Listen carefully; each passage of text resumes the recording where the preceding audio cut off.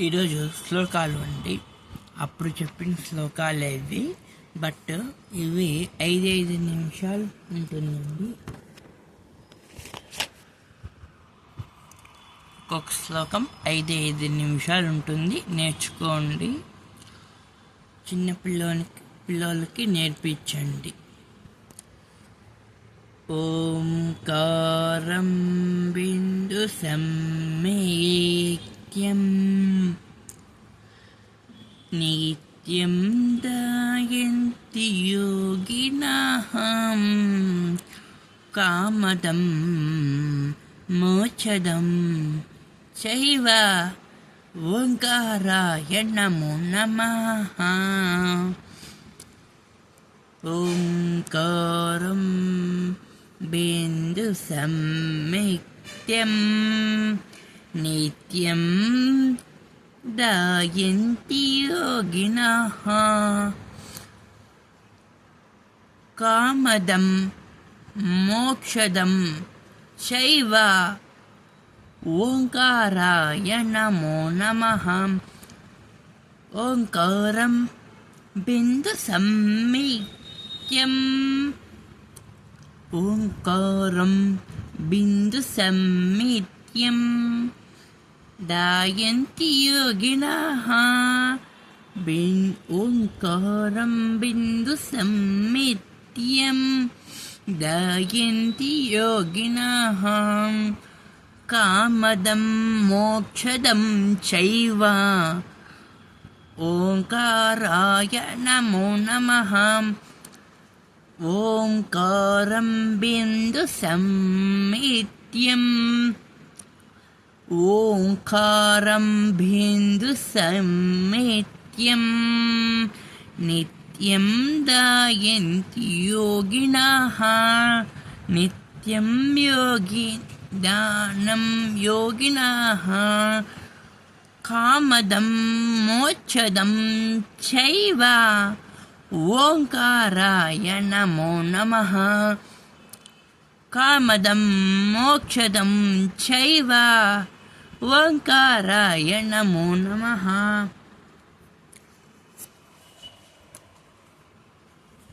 ఓంకారం బిందు సమ్మిక్త్యం ఓంకారం బిందు సమ్మిక్త్యం నిత్యం ధ్యాయంతి యోగినః ఓంకారం బిందు సమ్మిక్త్యం ధ్యాయంతి యోగినః నిత్యం ధ్యాయంతి యోగినః కామదం మోక్షదం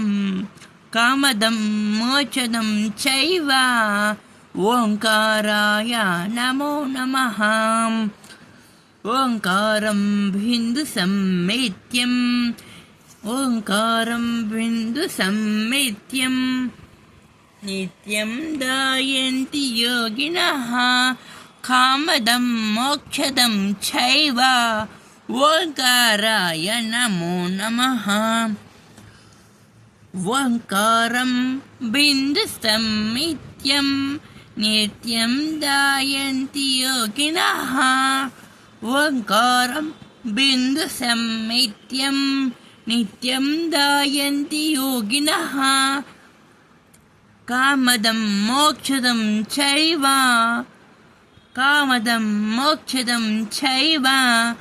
ఓంకారాయ నమో నమః. కామదం మోక్షదం చైవ ఓంకారాయ నమో నమః. ఓంకారం బిందు సమ్మిక్త్యం నిత్యం ధ్యాయంతి యోగినః కామదం మోక్షదం చైవ ఓంకారాయ నమో నమః. దీనికి అర్థమండి ఇది.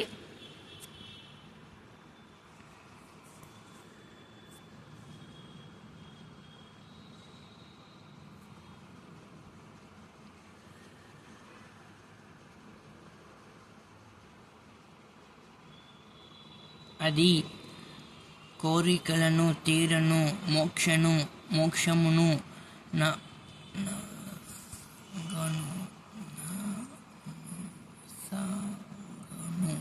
మోసంగను అట్టి ఓంకారమును నమస్కారమును అనునతి దేవుని దివ్య చిత్తమును భక్తియుక్తమైన జీవించుతూ సూచించును బిందు రూపమైన ఓం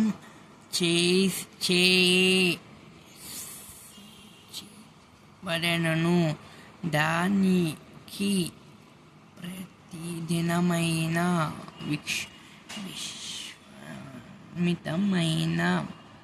పరమాత్మ కలిపి యోగిలి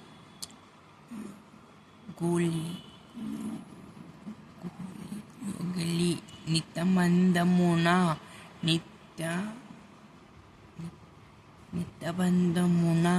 నిత్యముతము. నెక్స్ట్ శ్లోకం ఇది అందరికీ తెలిసినదే, ఇంకోసారి చెప్తాను, వినండి, బాగా వినండి. గురు బ్రహ్మ గురు విష్ణు గురుదేవో మహేశ్వర గురు బ్రహ్మ గురు విష్ణు గురుదేవో మహేశ్వర గురు బ్రహ్మ గురు విష్ణు గురుదేవో మహేశ్వర గురు సాక్షాత్ పరబ్రహ్మ తస్మై శ్రీ గురవే నమః. గురు బ్రహ్మ గురు విష్ణు గురుదేవో మహేశ్వర గురు బ్రహ్మ గురు విష్ణు గురుదేవో మహేశ్వర గురు సాక్షాత్ పరబ్రహ్మ గురు సాక్షాత్ పరబ్రహ్మ తస్మై శ్రీ గురవే నమః. పరబ్రహ్మ తస్మై శ్రీ గురవే నమః.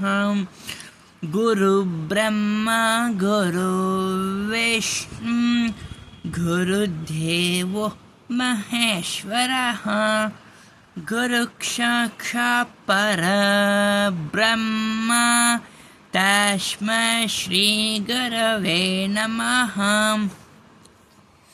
గురు బ్రహ్మ గురు విష్ణు గురుదేవో మహేశ్వర గురు బ్రహ్మ గురు విష్ణు గురుదేవో మహేశ్వర గురు సాక్షాత్ పరబ్రహ్మ తస్మై శ్రీ గురవే నమః.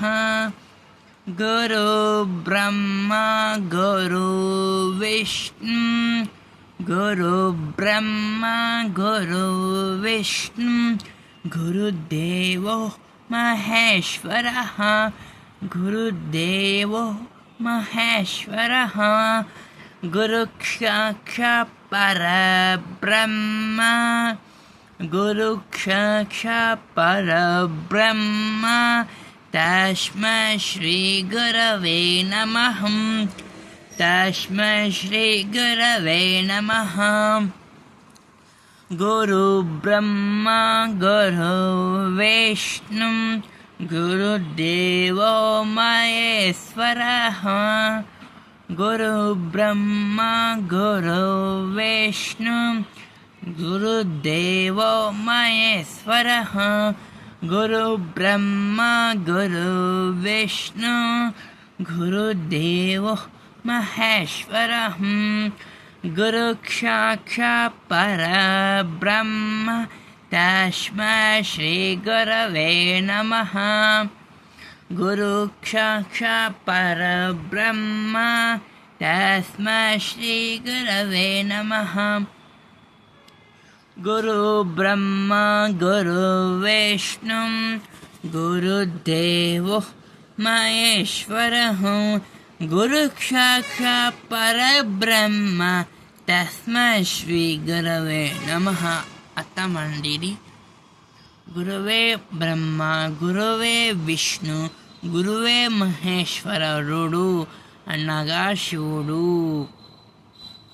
సాక్షాత్ పరబ్రహ్మమైన అటి గురువునకు నమస్కారము. గురువే బ్రహ్మ, గురువే విష్ణు, గురువే మహేశ్వరుడు అనగా శివుడు గురువు. సాక్షాత్ పరబ్రహ్మ స్వరూపుడమైన అట్టి గురువుకు నమస్కారము. ఇంకొక శ్లోకం, 3వ శ్లోకం ఇది మా వక్రతుండ మహాకాయ కోటి సూర్య సమప్రభం నిర్విఘ్నం కుర్మే దేవ సర్వకర్మేషు సర్వదా. వక్రతుండ మహాకాయ వక్రతుండ మహాకాయ కోటి సూర్య సమప్రభం కోటి సూర్య సమప్రభం. వక్రతుండ మహాకాయ కోటి సూర్య సమప్రభం నిర్విఘ్నం కుర్మే దేవ సర్వకర్మేషు సర్వదా.